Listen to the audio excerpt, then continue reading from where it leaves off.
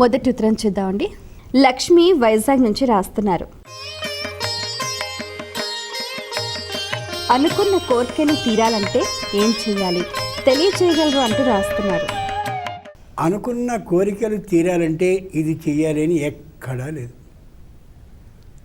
మనం ఏ కోరికని తీర్చుకోవలసి ఉందో భగవంతుడి దగ్గర, ఆ భగవంతుడి విషయంలో అంత పుణ్యాన్ని పొందగలిగినంత జపాన్ని ధ్యానాన్ని మనం చేసుంటే అప్పుడు ఆ భగవంతుడు మనకి ఇవ్వగలుగుతాడు.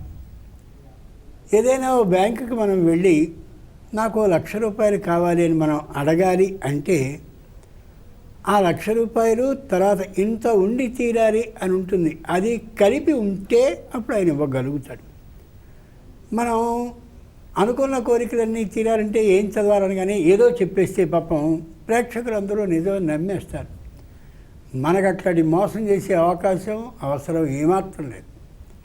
అనుకున్న కోరిక తీరాలంటే, పరమేశ్వరుడు తీర్చాలంటే తగినంత పుణ్యాన్ని మనం పొందేంత జపాన్నో ధ్యానాన్నో మంత్రాన్నో మననం చేస్తూ ఉంటే మనకే ఓ ధైర్యం వస్తుంది. నేను అడుగుతాను నా పరమేశ్వరుని, ఇంత జపం చేశాను, ఇన్ని నోములు చేశాను, ఇన్ని వ్రతాలు చేశాను, ఇంత ఇది చేశాను, అది చేశాను అడిగే ధైర్యం మనకు వస్తుంది.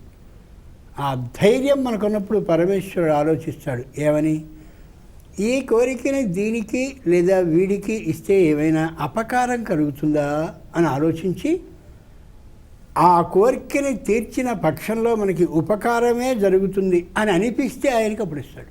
కాబట్టి గుర్తుంచుకోవాలి, ఇతరులకి హానికరం కానిది మనకి ఉపయోగపడేది పరమేశ్వరుడి ఆమోద ముద్ర లభించేందుకు సమర్థమైన జపం మనం చేసి ఉన్నది ఏదవుతుందో ఆ కోరిక తీర్చబడుతుంది. మనం మొక్కుకుంటున్నాం, అన్ని మొక్కుల్ని తీర్చేస్తున్నాడా పరమేశ్వరుడు? ఫలానా ఈ పని జరిగితే నేను నీ కొండకు వస్తాను, తీరుస్తున్నాడా? మనకి ఆ అవకాశం ఆయన ఉన్నటువంటి జాబితాలో లేదు, ఆయన దగ్గర ఉన్న జాబితాలో లేదు, అంచేత ఇవ్వడు.